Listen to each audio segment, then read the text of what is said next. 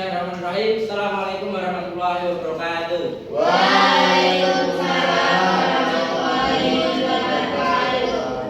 Baik anak-anak, sebelum kita mulai pembelajaran, alangkah lebih baiknya kita berdoa terlebih dahulu. Silakan untuk Mas Rosid untuk memulai doa sebelum belajar. Pak duduk siap, gerak, berdoa, mulai.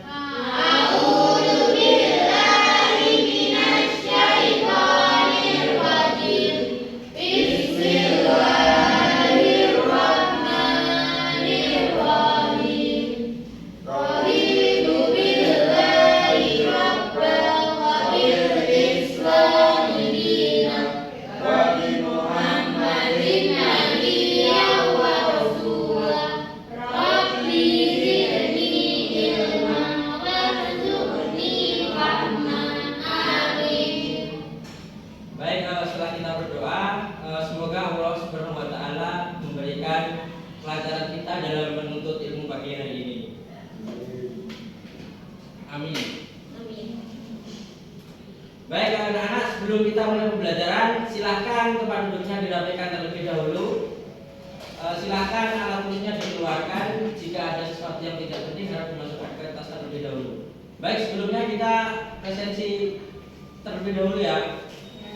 Yang pertama, Mbak Anggun Hadir. Mbak Rohmah Hadir. Mbak Ika Hadir. Mbak Tri Hadir. Mbak Naswa Hadir. Mbak Adel Hadir. Mbak Zakia Hadir. Mbak Salma Hadir. Mbak Salsa Hadir. Mas Joko. Hadir. Baik, ada yang masih ingat kemarin kita membahas tentang apa? Masa lupa? Membahas Kemarin kita membahas tentang Muhammadiyah sebagai gerakan Islam. Nah, untuk kali ini kita akan membahas tentang Muhammadiyah sebagai gerakan. dakwah. Oke, untuk kali ini ada yang tahu apa itu pengertian dakwah? Menyerukan dan mengajak. Baik, untuk selanjutnya ada yang tahu tentang bagaimana dakwah Muhammadiyah itu di kalangan masyarakat dan ada berapa sasarannya? Umat dakwah sama umat ijabah. Baik, betul. Kita beri aplaus kepada Mbak Zakia dan Mbak Rohmah. Baik, sebelumnya pertanyaan tadi, jawabannya tadi sudah betul, tapi kurang tepat. Bapak mau kalian mencari jawaban tersebut dengan rinci dan tepat di buku modul dan link yang Bapak sudah kirimkan 2 hari kemarin. Silakan dicari jawabannya. Nanti Bapak akan menyuruh dari kalian untuk menyampaikan hasil jawaban tersebut. Bapak beri waktu 2 menit dari sekarang.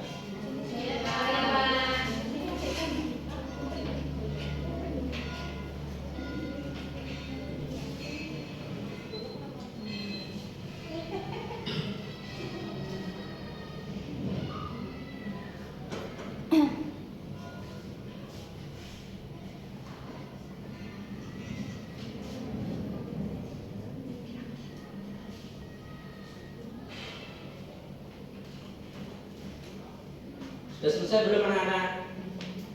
Sudah kan?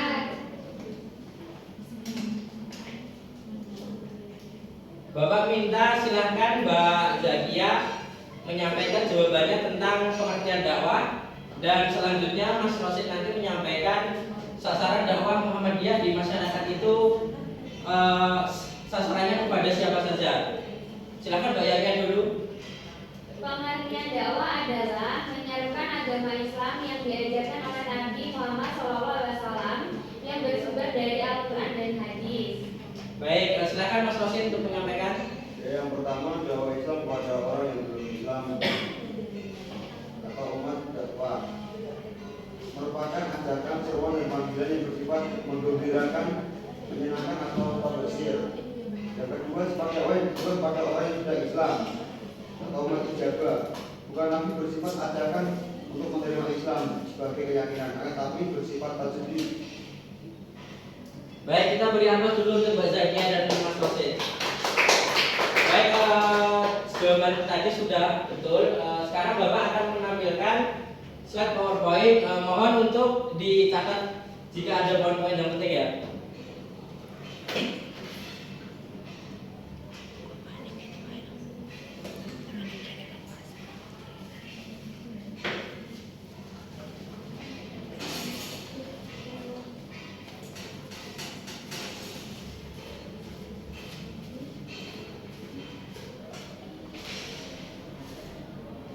Baik, kita akan membahas tentang Muhammadiyah sebagai gerakan dakwah.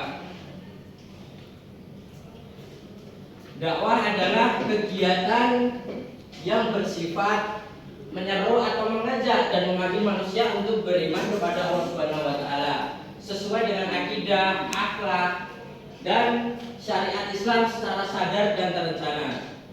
Untuk selanjutnya, sasaran dakwah Muhammadiyah itu kepada perseorangan, kelompok, atau bahkan keluarga. Untuk selanjutnya, gerakan dakwah di masyarakat. Sifat dakwah kepada orang yang belum masuk Islam atau umat dakwah, yaitu dakwah Islam kepada orang yang belum Islam adalah merupakan ajakan dan panggilan yang bersifat menggembirakan, menyenangkan, atau tafsir. Nah, adapun tujuannya agar mereka bisa mengerti, memahami Islam dan kemudian mau menerima Islam sebagai agamanya. Nah, adapun tata cara dakwahnya, yaitu ini anak-anak dilihat tata cara dakwahnya. Orang yang belum Islam hendaknya lebih dikedepankan Islam dari sisi yang menggembirakan, yang meringankan, yang dapat menimbulkan kesan bahwa sesungguhnya beragama Islam itu ternyata mudah dan menggembirakan. Untuk selanjutnya, sifat dakwah kepada orang yang sudah masuk Islam, yaitu sifatnya dakwah ditujukan kepada orang yang sudah Islam, bukan lagi bersifat ajakan atau untuk menerima sebagai keyakinan, akan tetapi bersifat tasdid. Ada yang tahu tasdid artinya apa?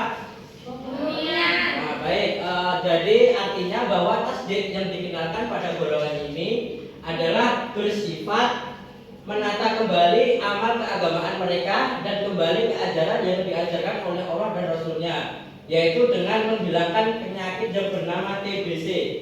Ada yang tahu TBC itu apa? Tuberkulosis. Ada yang tahu? Nah, jadi TBC itu tahayul, Nah, ada yang tahu apa itu pengertian tahayul? Hayalan, ya baik. Sedangkan ada yang tahu bid'ah itu artinya apa? Khurafat? Dongeng atau legenda.